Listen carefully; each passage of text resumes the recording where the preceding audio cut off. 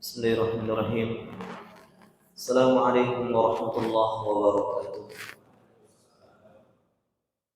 Innal hamdalillah wassalatu wassalamu ala Rasulillah wa ala alihi wa sahbihi wa man sara ala nahjihi bi ihsanin ila yaumiddin. Faqad qala Allah ta'ala fil Qur'anil Karim, ya ayyuhalladzina amanu taqullaha haqqa tuqatih wa la tamutunna illa wa antum muslimun. Amma ba'd, segala puji dan syukur hanya milik Allah Subhanahu wa taala, serta salawat beriringi salam mudah-mudahan senantiasa tercurahkan kepada kekasih kita Nabi Muhammad sallallahu alaihi wasallam, para keluarganya, para sahabatnya, dan orang-orang yang istiqomah mengikuti jejak langkahnya. Yang saya hormati seluruh Dewan Guru Nahdlatul Islam yang berbahagia, yang saya hormati seluruh wali santri Nahdlatul Islam yang alhamdulillah bisa berkenan hadir di siang yang berbahagia ini. Insyaallah di kesempatan ini awalan kita memulai untuk sama-sama membuat sebuah komitmen program kajian rutin untuk wali santri di momen penjemputan. Kita sudah berada di bulan Rajab tanggal 24. Itu artinya beberapa waktu ke depan kehadiran tamu yang agung bulan suci Ramadan semakin dekat. Dan ini dalam rangka istiqbal Ramadan atau targhib Ramadan atau tarhib. Targhib berarti adanya sebuah dorongan motivasi untuk bisa menyambut Ramadan dengan spirit. Tarhib berarti bentuk menyongsong, menyambut marhaban hadirnya bulan suci Ramadan. Pun demikian hari ini kita ingin menyambut bulan suci Ramadan yang hanya tinggal 1 bulan lebih, agar Ramadan tahun ini jauh lebih baik dibandingkan tahun yang akan datang. Tentu di sini yang harus kita persiapkan adalah persiapan dalam menyambut hadirnya bulan suci Ramadan. Kenapa kita mesti ada segala pakai acara menyambut hadirnya Ramadan? Suatu hal yang lumrah dan biasa. Biasanya kalau seseorang akan kehadiran sosok tamu yang agung, yang kita hormati, yang kita muliakan, tokoh penting yang hadir singgah di rumah kita di jadwal yang sudah ditentukan, kita tahu bahwasanya mekanismenya demikian luar biasa. Kita perlu mempersiapkan rumah kita beres-beres. Bahkan kita mempersiapkan dengan hal-hal yang menjadikan tamu tersebut merasa terhormat, dengan menyiapkan makanan, penyambutan yang hangat, bahkan dekorasi-dekorasi pernak-pernik yang menjadikan orang tersebut betul-betul merasa dimuliakan, dan kita pun merasa terhormat dengan kehadirannya. Pun demikian, bulan suci Ramadan lebih daripada seorang tamu yang kita agungkan. Justru malah Ramadan ini akan memuliakan kita, dan Allah akan memberikan sebuah karunia bagi mereka yang senantiasa mengagungkan hadirnya bulan Ramadan. Juga ada kaidah penting yang disebutkan oleh seorang ulama. Maksudnya adalah ketika dia tahawul adanya sebuah penyepelean dan pengabaian terhadap perkara penting, perkara wajib yang sebentar lagi akan hadir, ini akan berbuah sebuah hukuman dari Allah Subhanahu wa taala. Celaan. Bahkan ini serius masalahnya. Menyebabkan Allah mengharamkan orang tersebut dari mendapatkan kebaikan dari kewajiban tersebut. Kita diajarkan kalau berhadapan dengan suatu tugas yang penting, kita akan mempersiapkan diri. Pun lebih layak dalam menunaikan perkara fardu, kita mempersiapkan diri seperti sholat 5 waktu. Walaupun itu pekerjaan sehari 5 kali, tapi perlu untuk memandang serius adanya persiapan minimal. Misalkan kalau kita mau berangkat, ya kita bisa perkirakan kita bisa sholat di satu tempat gitu tanpa terlambat, ya. Atau ketika kita tidur lebih awal karena tujuan ingin menunaikan kewajiban, walaupun dia nggak qiyamul lail, tetapi setidaknya dia dapat ujian. Karena Allah Subhanahu wa taala sendiri menyebutkan dalam surat At-Taubah di ayat yang ke-46 terkait, walaupun ayat ini terkait tentang perang Hunain, perang terakhir zaman Nabi Shallallahu Alaihi Wasallam, di mana Allah membicarakan tentang kaum munafik yang memang mereka tidak ikut serta dalam peperangan tersebut dan memiliki argumentasi tentu yang dibuat-buat. Allah menyatakan walau aradul khuruj la'adu lahu 'uddah walakin karihallahum bi'asahum fasabbatahum wa qila q'udu ma'al qa'idin. Kalau seandainya mereka serius ingin keluar bersama Nabi ikut berperang, tentu mereka memiliki persiapan. Jihad adalah kewajiban yang membutuhkan persiapan, bukan hanya fisik yang prima, tetapi ditopang dengan hal-hal yang lainnya agar ibadah ini bisa maksimal. Dia harus memiliki kendaraan, memiliki perbekalan, dan tentu senjata yang sudah dalam kondisi siap kain.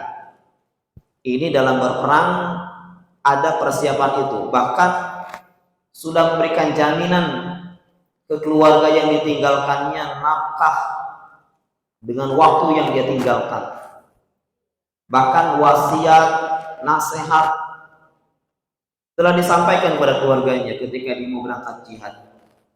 Saya sendiri belum pernah gitu ya, tapi memang demikian biasanya orang yang mau berangkat haji aja kan sekampung gitu, lalang keling, minta maaf, minta doanya, apalagi jihad.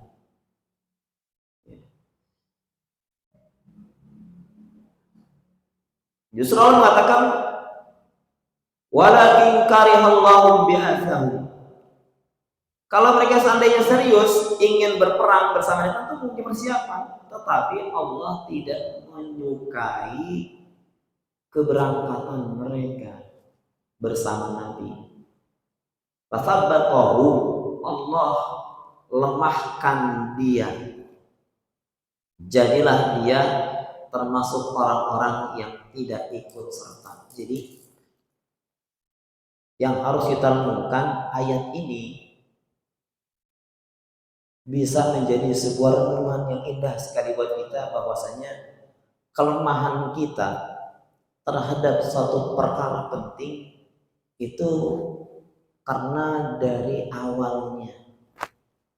Jadi awalnya tidak betul-betul mempersiapkan diri, sehingga halangan demi halangan akan muncul yang akan melemahkan kita, dan jadi kita tidak memiliki kekuatan yang akhirnya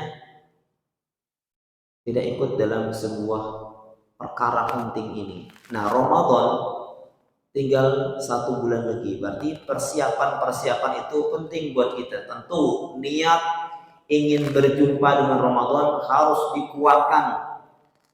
Hawa-hawa rindu dan kangen terhadap Ramadan harus betul dikuatkan lagi. Dalam ayat yang ke-83-nya Allah menyebutkan fa'ir raja'aka Allahu ila qa'ifatin minhum fasta'danuka lil khuruj. Faqul lan takhruj ma'iya abada wa lan tuqatil ma'iya adwa innakum raditum bil qu'udi awwala marrah faq'udu ma'al khalifin. Ketika Allah mengembalikanmu kepada satu kaum, yaitu orang-orang munafik, dan mereka meminta kepadamu untuk diikut-sertakan dalam peperangan tersebut. Namun apa jawabannya? Katakan kepada mereka, sekali-kali kalian jangan ikut bersama kami dan jangan ikut berperang bersama keluar dari peperangan. Innakum raditum bil qu'udi awwal marrah, karena di awal sudah nyata-nyata mereka itu sudah ridho untuk diam dan duduk-duduk bermalas-malasan. Faqila qudu ma'al qa'idin. Katakan dia khalifin, termasuk orang-orang yang tidak ikut serta dalam peperangan. 2 ayat ini memberikan informasi kepada kita pentingnya mempersiapkan diri untuk menyongsong hadirnya suatu perintah. Sebab menjadi suatu hal yang lumrah, logik kalau kita punya persiapan dan kita mempersiapkan diri, maka diharapkan hasilnya pun maksimal. Artinya kalau santri biasanya kalau kita tugaskan untuk kultum, pasti dia ceramah dengan persiapan. Ada 2-3 harinya dia ngapalin dulu mukadimahnya. Sampai tiba waktunya dia berdiri untuk menyampaikan sepatah 2 patah kata. Dan gak gampang, gak bisa dadakan. Sebab kalau dia berdiri tanpa persiapan, maka dia akan turun dalam kondisi dipermalukan. Pun demikian, di bulan Rajab ini bulan oleh para ulama adalah menanam tanaman. Di bulan Sya'ban besok ini dalam bentuk merawat, memupuk dan menumbuhkan secara maksimal. Artinya sudah ajak gitu, sudah jadi pohon. Di bulan Ramadan adalah bulan di saat kita memanen yang kita tanam. Tapi faktanya kan nggak demikian. Karena kita ini petarung semuanya. Ya kapanpun bisa tarung. Padahal kan petarung kayak MMA gitu ya, UFC, kalau dia mau tarung nggak bisa dadakan. Ya, ada sekitar waktu lumayan. Dari event ke event, ya dari mulai tim penimbangan, dari mulai segala macamnya, nggak langsung bak berantem. Sampai latihan dulu, membaca kemampuan lawan dan harus dilawan dengan teknik apa. Ini dalam dunia pergulatan. Pun demikian, akan Ramadan setiap tahun kita ketemu. Masa iya nggak tahu? Iya, kita melihatnya rutinitas. Padahal ibadah itu bukan rutinitas, adanya sebuah persiapan. Pas Ramadan biasanya gitu, pas malam Ramadan terawih 23. Ya, terlepas ini mau 11 atau 23 kita tidak mempermasalahkan. Yang jadi permasalahan adalah kok bisa nggak pernah ada persiapan, tiba-tiba langsung 23. Emang di awal rame, malam pertama, malam kedua, malam ketiga, keempat mulai kerasa. Ya. Bahkan tumbang sebelum waktunya. Kok bisa begitu? Itu karena tidak ada persiapan. Mereka pikir ibadah itu resep, rame kan, kalau terawih resep gitu ya. Ibadah nggak bisa dengan modal resep doang. Atau resep itu seneng gitu ya, seneng ya rame nggak bisa ibadah cuma ngerame itu nggak bisa.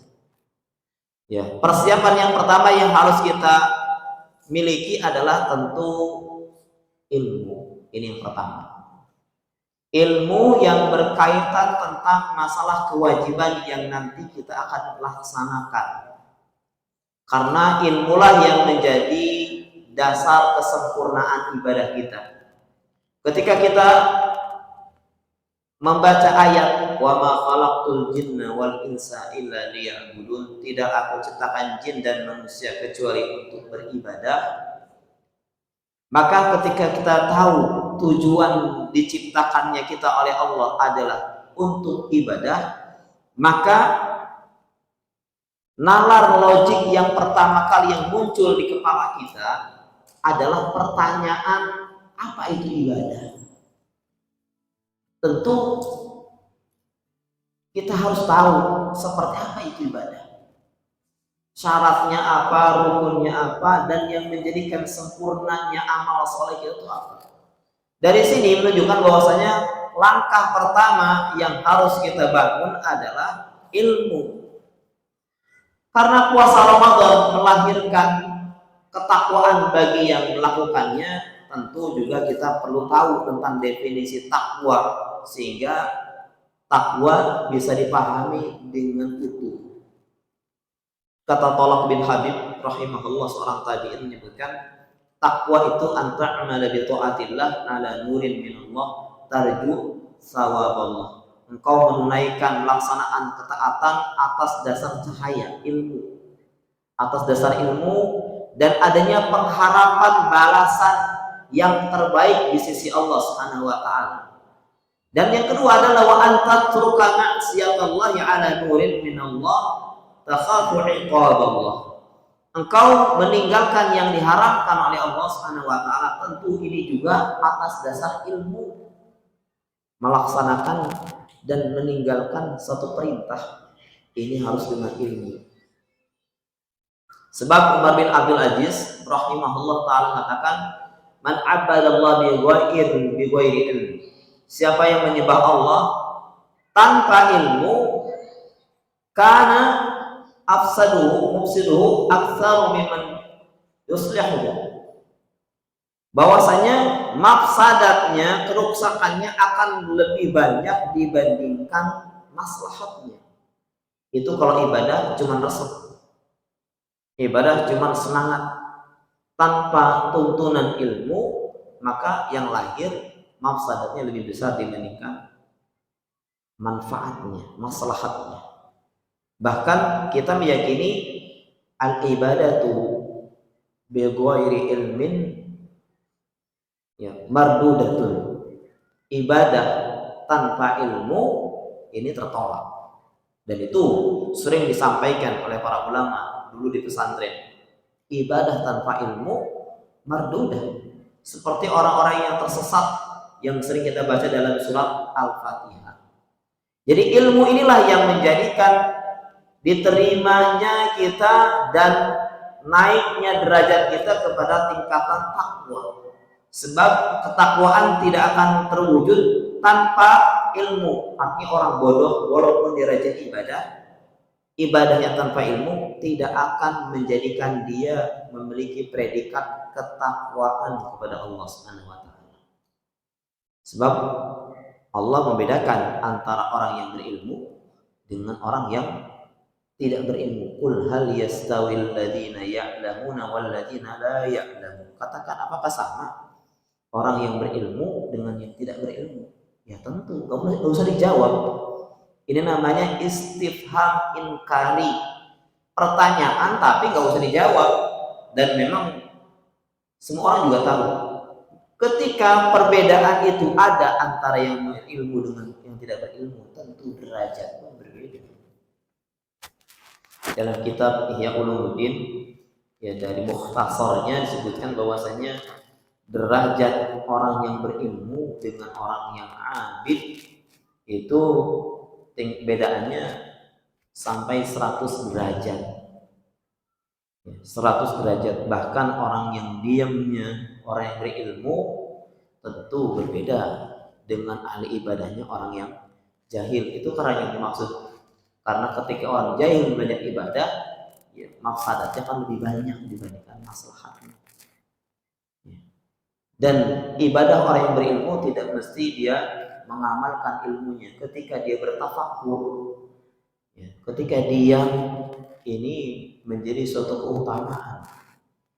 Maka Ramadan tahun ini yang harus kita persiapkan adalah ilmu. Ilmu apa? Ilmu yang terkait masalah tentang keikhlasan tentunya.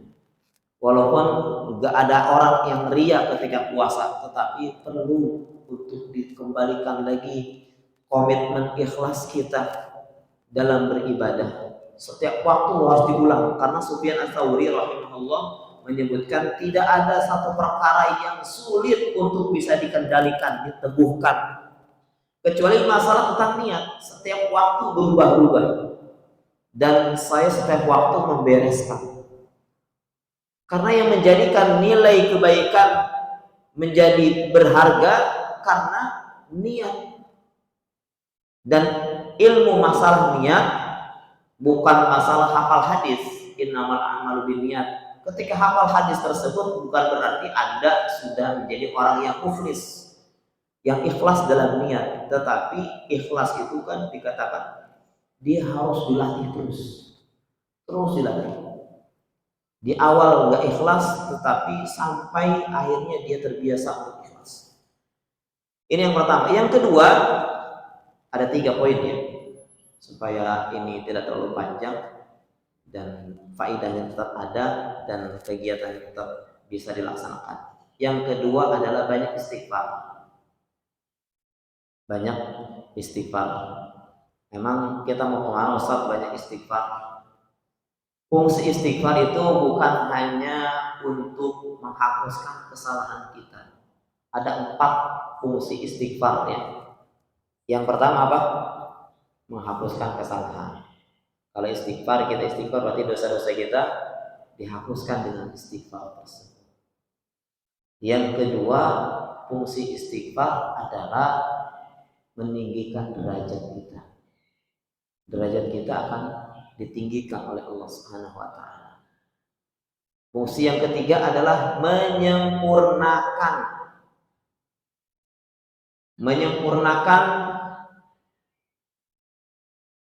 kekurangan-kekurangan dalam masalah peribadatan kita.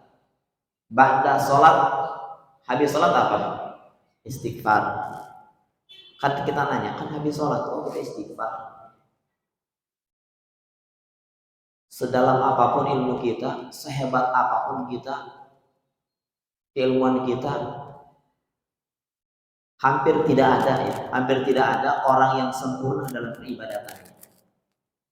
Rasulullah Shallallahu Alaihi Wasallam sendiri adalah sosok yang sempurna. Tetap ketika datang tanda-tanda dekatnya ajal beliau dalam surat An-Nasr, idza jaa nasrullahi wal fath wa ra'aitan nasa yadkhuluna fi dinillahi afwaja. Jika pertolongan Allah sudah tiba, lalu patung Mekah sudah terjadi, penaklukan kota Mekah terjadi. Lalu di tahun ke-8, tahun 9 disebut dengan Amul Wufud, tahun delegasi-delegasi. Banyak orang yang masuk Islam berbondong-bondong. Kata Allah, kalau tanda itu sudah muncul, kata Ibnu Abbas, itu dekatnya ajal dengan ajalnya Nabi Sallallahu Alaihi Wasallam. Maka yang Allah perintahkan, fasabbih bihamdi rabbika wastaghfir innahu kana tawwab. Nabi sendiri suruh banyak istighfar. Tentu jawabannya bukan karena banyaknya dosa. Rasulullah maksum, terjaga dosanya, diampuni kesalahannya yang hari ini, maksudnya yang di waktu itu dan yang di masa akan datang, diampuni. Tetapi para ulama menyebutkan istighfarnya Rasulullah SAW adalah sebagai bentuk penyempurnaan terhadap sebuah perjuangan ibadah yang beliau lakoni. Pun sama, hampir dalam ibadah sholat ditutup dengan istighfar. Bahkan puasa Ramadan juga di akhir-akhir kita berdoanya Allahumma innaka afuwun karim, minta ampun. Ya, minta dimaafkan dan tidak dilanjutkan lagi di akhirat permasalahan-permasalahan yang pernah terjadi antara kita dengan orang lain atau antara kita dengan Allah Subhanahu wa taala. Ini namanya al-afu. Haji pun demikian, istighfar. Bahkan ibadah-ibadah yang lainnya penyempurnaannya bacaannya adalah istighfar. Dan yang terakhir, istighfar itu salah satu fungsinya adalah ketika kita benar-benar beristighfar, ya, faman taba wa amila wa amila shalihan fa ulaika yubaddilullahu sayyi'atihim hasanah. Barang siapa yang bertobat dan beramal saleh, beriman dan beramal saleh, maka Allah akan ganti kesalahan yang dulu dikerjakan menjadi hasanah. Jadi kalau Bapak Ibu bertobat bukan berarti dosanya dihapuskan, tetapi Allah ganti keburukan yang dulu dikerjakan berubah menjadi hasanah. Masya Allah ya. Seharusnya dari situ saja kesempatan kita masuk surga sangat luas sekali. Amal soleh dilipat gandakan. Kalau kita ngamalin perkara buruk karena Allah kita tobat, itu justru jadi balik kebaikan buat kita. Jadi fungsi istighfar ada 4. Mohon diingat. Pertama apa? Menghapuskan kesalahan. Kedua, meninggikan derajat. Apalagi kalau kita ya biasa istighfar, punya orang tua yang sudah wafat, kita doakan Rabbirhamhuma kama rabbayani shaghira. Kan kelak pada dari kiamat nanti apa? Ketika dia di hadapan Allah, orang tuanya ini kan orang tersebut heran dengan jabatan kedudukan dia yang tinggi di surga. Dia nanya, "Ya Rabb, kok bisa begini?" Ya, maka Allah mengatakan bistighfari waladik lak. Karena istighfarnya anakmu untukmu. Jadi istighfar yang dilakukan oleh kita maupun oleh anak kita akan menginginkan kedudukan derajat kita. Yang ketiga, sebagai penyempurna dari ibadah yang tentu pasti akan ada kekurangan, khilafnya, sholat kurang khusyuk, masih ngalaweng, tahu ya, kemana-mana pikirannya gitu ya. Sholat ini melotot diharap tapi pikirannya mengkampukan. Juga yang terakhir adalah istighfar fungsinya untuk mengganti, merubah keburukan menjadi kebaikan. Jadi istighfar ini penting untuk dilakukan. Belum lagi kita mendengar sebuah hadis yang sahih bahwasanya kalau seorang melakukan kesalahan, ada tanda hitam, nokta hitam di hati kita diletakkan. Dan kita semuanya yang kumpul di sini adalah orang-orang yang tidak lepas dari salah. Tetapi yang terbaik dari orang yang salah adalah senantiasa dia mengingat dan segera bertobat. Karena salah satu bukti cinta Allah kepada seseorang, Allah akan senantiasa ilhamkan untuk senantiasa bertobat, beristighfar di sela-sela waktu yang dia miliki. Itu tanda kalau Allah mencintai kita. Ya, berapa banyak istighfar yang telah kita lakukan? Sehari ya minimal 100. Itu ba'da subuh, zikir pagi petang. Kalau di sini diajarin tuh anak-anak hafal semuanya zikir pagi petang, istighfar 100. Ya. Kalau bisa lebih tentu lebih baik. Ya. Nah, kalau hati penuh dengan nokta, maka yang menjadi problem adalah kerasnya hati. Kalau hati sudah keras, berkarat, hitam, legam, cahaya hidayah agak susah untuk datang. Merubah orang agak susah kalau ahli maksiat. Kecuali dia sadar dan dia meninggalkan, melepaskan. Ketika dia istighfar, maka dicabut. Dan terus banyak istighfar, akhirnya bisa kembali bening seperti kaca yang akhirnya siapa yang banyak istighfar pasti hatinya akan lembut. Kalau dinasehati pasti dia akan semudah sadar, ya. Tapi dengan cara yang baik, nyuruhnya tentunya. Ya, istighfar, banyak istighfar, ya. Biasanya gitu, banyak istighfar. Nah, sehingga kemudahan kita dalam menunaikan ketaatan karena memang kita memiliki hati yang senantiasa kita perbaharui istighfar kita. Dan kesulitan kita dalam menunaikan ketaatan itu karena belitan dosa yang masih menguat dalam hati kita, yang belum kita tinggalkan. Kalau orang dulu, seperti contoh Al-Hasan Al-Basri, karena memang dia sangat perhatian terhadap masalah dosa, sehingga tahu percis kalau dia terluput dari suatu kebaikan, dia pasti akan ingat dosa yang ia lakukan. Dan waktu itu dia pulang dari rumahnya dan mendapatkan perlakuan yang gak biasa dari istrinya. Istrinya mulai agak berubah sikapnya. Dan Al-Hasan Al-Basri langsung mengaitkan sikap yang kurang berkenan dari istrinya ini karena sebab kesalahan yang ia lakukan. Bahkan dia masih keinget 40 hari yang lalu yang saya lakukan dan baru terlihat perubahannya dari istrinya. Jadi ibu-ibu, istri kita semuanya sikapnya berubah agak galak gitu ya. Ya, husnudzon itu mungkin boleh jadi karena ya, kita di luar sana banyak dosanya, banyak salahnya. Karena kesalahan yang kita perbuat ini akan berimbas kepada anak kita, kepada rumah yang kita tinggali, kendaraan yang kita tunggangi, istri sebagai orang yang terdekat dengan kita. Itu efeknya ke situ. Bagaimana kita akan teguh beribadah kalau hati kita sendiri dalam kondisi demikian? Tentu ini yang menjadi aturan ajaran, bukan nanti pas malam bentar lagi mau Ramadan, bukan seperti sebagian orang daerah Cisarua biasanya kalau pas malam Ramadan dia mandi, ya mandi tengah malam, artinya betul sih filosofinya bebersih gitu ya. Bebersih bukan mandi doang kan sebetulnya. Ya, innallaha yuhibbut tawwabin wa yuhibbul mutatahhirin. Mutatahhirin itu maknanya bisa bersuci dari badan, juga bersuci dari secara maknawi, ruhiyahnya dibersihkan dengan banyak istighfar. Tentu yang paling kuat adalah istighfar. Ya. Dan terakhir ini cukup setengah jam ya, insyaallah. Terakhir, persiapan yang harus kita persiapan menyongsong hadirnya Ramadan adalah doa.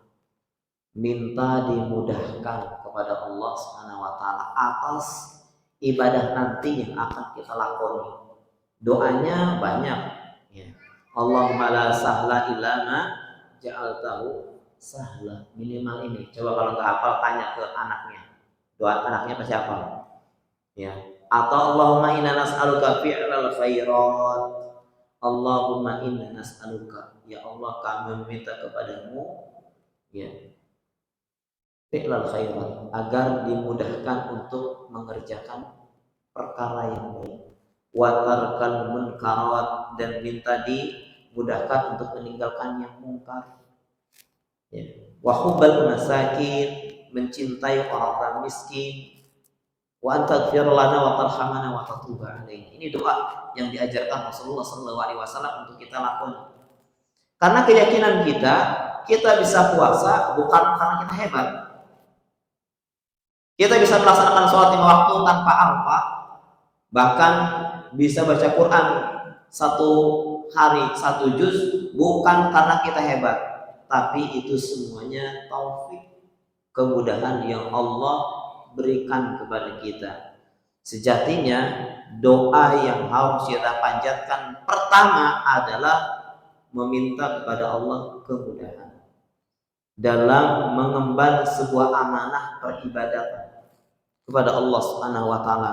Dimulai hari ini sampai nanti Allah pertemukan kita dengan Ramadan. Dan salah satu doa yang ya kita ucapkan di samping kita meminta kemudahan salafun saleh, 6 bulan mau Ramadan doanya Allahumma sallimna ila Ramadan wa sallim lana Ramadan wa tasallamhu minna mutaqabbala. Ya Allah, sampaikan kami ke Ramadan dan Ramadan disampaikan pula kepada kami. Ada dua pertemuan yang harmonis. Ada orang yang dia ngebet kekeh, niatnya kuat, ya Allah pertemukan saya dengan Ramadan, tapi memang takdirnya sudah ditetapkan 1 hari sebelum Ramadan tiba dia wafat. Banyak nggak kayak gitu? Banyak. Dan mulai nih mendekati Ramadan ada orang-orang yang dipanggil oleh Allah Subhanahu wa taala. Dari informasi juga tadi subuh salah satu alumni kita di Mahat sebelumnya, ya santri alumni dia saya menilai dia orang yang soleh, hafalannya bagus, suaranya juga bagus gitu ya. Tadi pagi meninggal kecelakaan. Coba usianya antara 21 tahun, 20-21 tahun, coba bayang ya. Kalau kita punya anak yang menjadi harapan, jadi lulusan pondok segala macam, ketika Allah berkehendak wafat, padahal Ramadan sebentar lagi, sebulan kurang lebih. Ya tak, kalau namanya udah takdir, iya maksudnya begitu.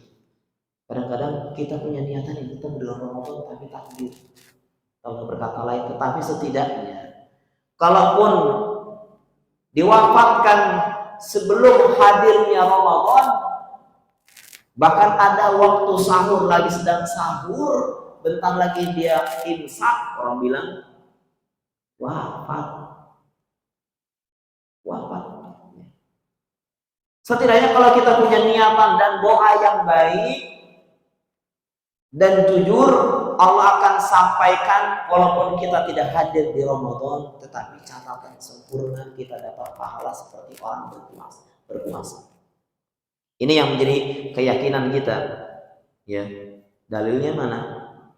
Dalilnya ya Rasulullah Shallallahu Alaihi Wasallam dalam hadis niat ini ya.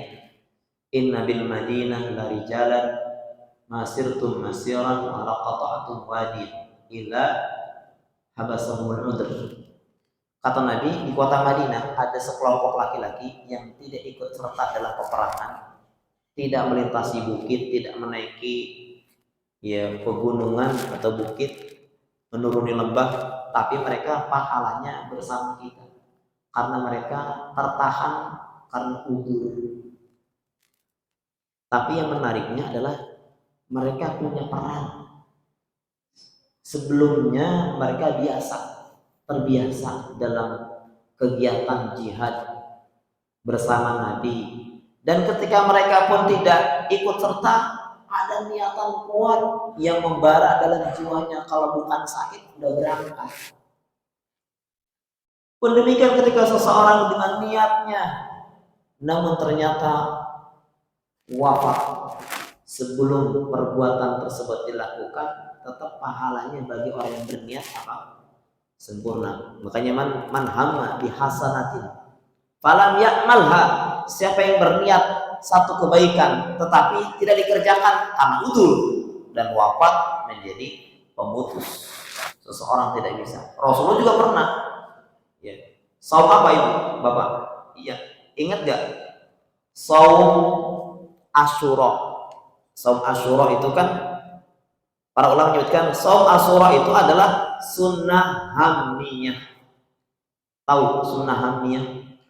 Sunnah hamiyah itu adalah sunnah di mana Rasul tidak mengerjakan, baru berencana meniatkan. Kata Nabi, kalau tahun depan ketemu kita puasa. Tapi kan Rasulullah tahun puasa, sehingga tidak mengerjakan puasa Asyura. Ini yang disebut dengan ya sunnah hamiyah, perkara yang Nabi niatkan. Kalau misalkan Rasul nggak mengerjakan, berarti nggak usah dikerjain. Enggak, ini sunnah hamiyah. Rasul sudah mentekadkan, walaupun ya beliau wafat. Ini menunjukkan kalau kita berniat hari ini, ketika Allah takdirkan kita sakit, nggak berpuasa Ramadan, ternyata ada kesibukan yang mau gak mau kita tidak berpuasa, atau naudzubillah dari gitu ya, Allah wafatkan kita, tetap dalam catatan niat kita akan sempurna. Maka jangan pelit untuk berniat baik, jangan sungkan untuk berniat baik. Boleh jadi dari niatan itu Allah catat kesempurnaan buat kita. Demikian wallahu a'lam bishawab. Yang mungkin ini yang bisa disampaikan, kurang lebihnya mohon maaf kalau ada hal yang disampaikan. Silakan.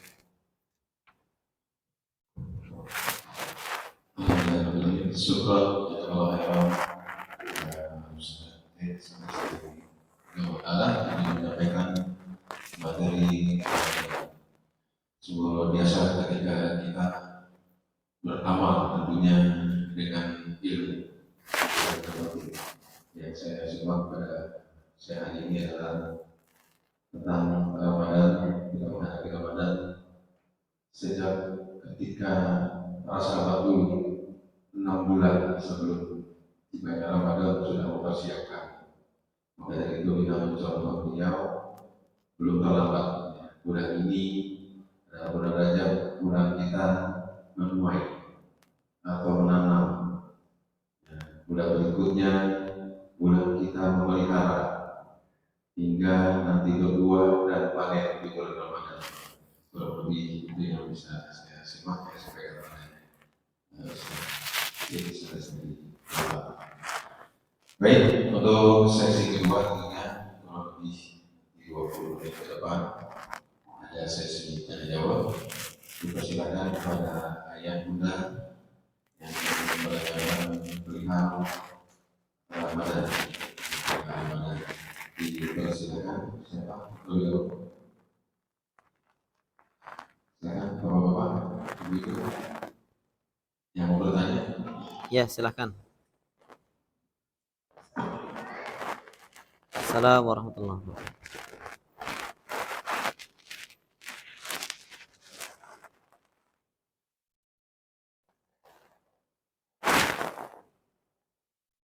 Belum nyala itunya. Ada. Waalaikumsalam warahmatullahi wabarakatuh.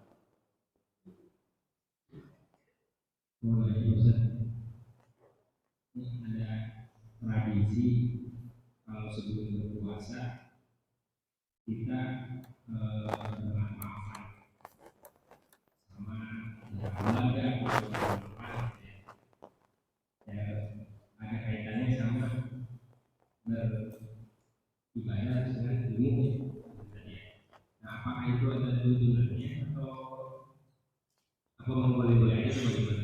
Jadi ada kaitannya ibadah atau sama ilmu itu bagaimana itu?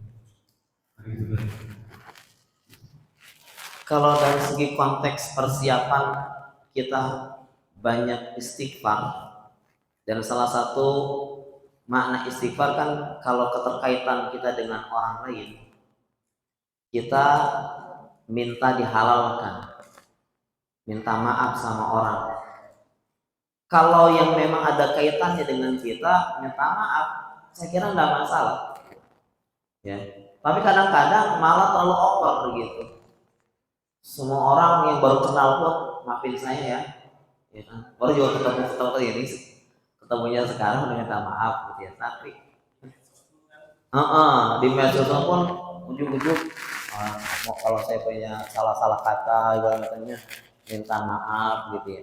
Saya kira nggak terlalu berlebihan demikian. Walaupun sebetulnya ya kalau secara yang memang ada hubungannya dengan istri kita, istri ke suami, ke anak, sah-sah saja kalau dia minta maaf segala macamnya. Walaupun sebetulnya memang orang nunggunya pas mau Ramadan permasalahannya itu kan, kenapa harus nunggu pas mau Ramadan minta maaf, nanti pas lebaran maaf-maafan lagi, kenapa nggak setiap waktu gitu. Namanya juga ikhtiar ya. Pada dasarnya kalau segi konteksnya di persiapan banyak istighfar dan kaitannya seseorang dengan orang lain kalau terkait masalah, ya minta maaf, jangan masalah. Tapi jangan terlalu berlebihan meluas di medsos, di WA segala macam, nggak ada hubungannya. Malah kita yang bacanya juga emang ya ketemu dia nggak pernah gitu ya, itu ujung minta maaf gitu ya. Saya kira kalau ada yang ada hubungannya boleh dilakukan demikian, minta maaf ya. Sebagian ya, kalau dari segi konteksnya mempersiapkan diri Ramadan dengan banyak istighfar silahkan. Tapi kalau pengkhususan, ya kan pengkhususannya. Kalau pengkhususan, ya tentu ya nggak boleh. Namanya pengkhususan ya tetap nggak boleh, karena itu nggak ada dasarnya. Wallahu a'lam bishawab.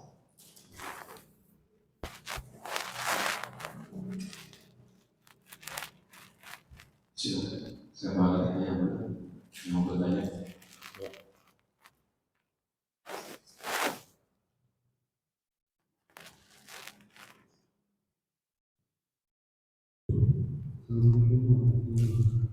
Waalaikumsalam. Jika konkret yang menerima ini terkait dengan istighfar tadi yang bisa ditransfer ke orang lain,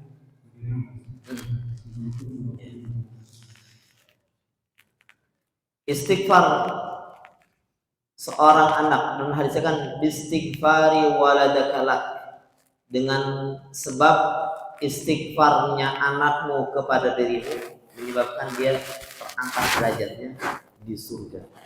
Istighfar yang seperti apa? Ya memang umum kita diajarkan sama Al-Quran surah Al-Isra. Rabbirhamhuma kama rabbayani shaghira. Dan seseorang ya hendaknya menerapkan dengan kalimat yang dipilihkan oleh Allah untuk kita. Jangan meminta sebuah ungkapan kalimat lain yang tentu ya lebih didahulukan dibandingkan apa yang Allah ajarkan dalam surat Al-Isra. Misalkan Allah maghfir wali walidayya wali jami'il muslimin wal muslimat segala macamnya. Ya, lebih baik dia pakai kalimat yang Allah ajarkan, Rabbirhamhuma kama rabbayani shaghira. Ya. Dan kalimat itu yang diucapkan oleh seorang anak untuk memintakan ampunan untuk orang tuanya. Walaupun itu kan spesifik, kalau yang lebih umum ya Allahumma fir lil muslimina wal muslimat wal mu'minina wal mu'minat al ahya'i minhum wal amwat.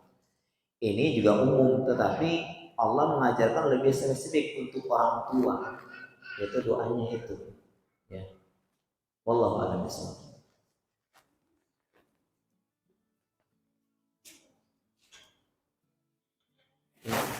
Bapak ya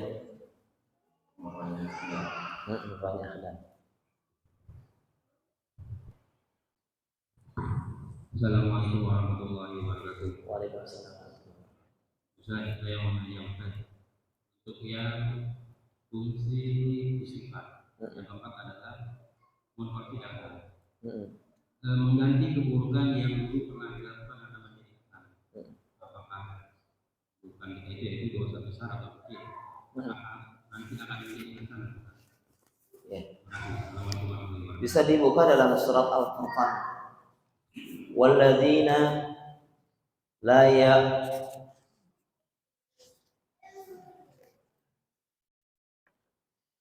kalimat sebelumnya kan wa may yaf'al dzalika yalqa asam yudha'af lahul adzabu yaumal qiyamati wa yakhlud fihi muhana illa man taba wa amana wa 'amila 'amalan shalihan fa ulaika yubaddilullahu sayyi'atihim hasanat wa kana Allahu ghafurur rahim. Di ayat yang ke-78-nya bercerita tentang kesyirikan walladzina la yad'una ma'allahi ilahan akhar. Yang pertama. Yang kedua, membunuh wala yaqtuluna an-nafsa allati harramallahu illa bil haqq. Yang ketiga, wala yaznun, dan mereka yang tidak berzina. Kata Allah, barang siapa yang melakukan 3 dosa itu yalqa asam, layak dia mendapatkan 10 dosa. Yudha'af lahul azab, Allah akan melipat gandakan kesalahan-kesalahan mereka yaumal qiyamah, pada hari kiamat. Wa yakhlud fihi muhana, dia akan kekal dalam kehinaan. Ini menunjukkan ketika yakhlud Ini bukan berarti dosa tersebut mengekalkan abadi di neraka, tetapi para ulama karena lamanya tinggal di neraka seolah-olah dia mengira dia abadi di neraka. Ya. Wa may yaf'al dzalika illa kecuali man taba wa amana wa amila amalan shalihan. Faulaika yubaddilullahu sayyi'atihim hasan. Mereka itulah yang Allah akan rubah ganti keburukan-keburukan mereka dengan kebaikan di saat mereka bertobat. Ya. Jadi dosa apa saja, ya, dosa besar maupun dosa kecil, ketika dia bertobat dan motivasinya, harapannya pahala di sisi Allah Subhanahu wa taala untuk meninggalkan, ya, karena ada dosa yang dipandang manis. Yang berat itu kan kalau dosa kaitannya dengan masalah, ya, selera, jiwa, ya, biasanya agak sulit karena dia rasakan manisnya dosa yang dikerjakan, agak sulit. Terlebih kalau dosa yang dilakukan yang lebih daripada itu, yang paling bahaya adalah karena hawa. Ya, makanya kan ahlu bid'ah, orang-orang yang memiliki keyakinan yang ngacok gitu dalam akidah itu, mereka karena memang berkesesuaian dengan hawa mereka dan biasanya lebih sulit untuk bertobat. Kalau maksiat memang ada seorang yang kadang-kadang, ya, dia belum bisa meninggalkan karena dia masih merasakan, ya, manisnya perbuatan maksiat tersebut. Ya, tapi biasanya orang tersebut tidak pernah memandang itu perbuatan baik. Jadi ada harapan dia untuk bisa bertobat. Sampai biasanya baru tobat kalau sudah tidak ada daya dan upaya lagi. Udah umur 70 tahun, 80 tahun, biasanya udah ngapain lagi, masa 80 tahun masih mabok. Ya. Udah enggak ke diskotik lagi, biasanya udah di rumah sakit, dibopong suster biasanya. Ya. Di rumah sakit kursi roda. Biasanya baru tuh pensiunan, baru tuh. Ya, tapi yang afdalnya ketika bertobat itu bukan sudah tidak ada daya dan upaya. Di saat kita masih memiliki kemampuan untuk melakukan hal yang buruk, masih kuat kencang dukungan untuk melakukan keburukan, di saat itu dia istighfar, dia tinggalkan, ini afdal.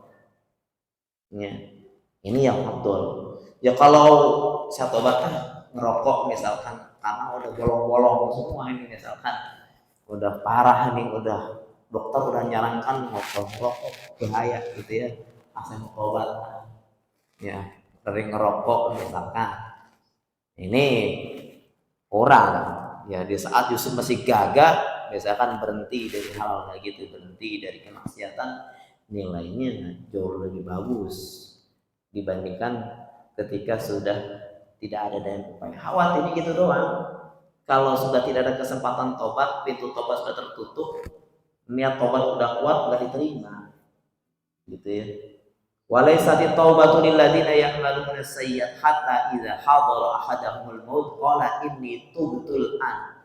Dan tobat tidak diterima dari orang-orang yang melakukan banyak keburukan di saat ajal sudah tiba datangnya, dia baru meniatkan, ya Allah saya tobat, nggak diterima. Jugorgir, di saat jugorgir, ya, di saat tidak ada lagi kesempatan untuk selamat dari kematian, baru tobat kayak Fir'aun. Ya, kayak Fir'aun udah hampir mati baru ngomong, saya beriman dengan Tuhannya Bani Israel, nggak diterima. Demikian Allahu a'lam bishawab.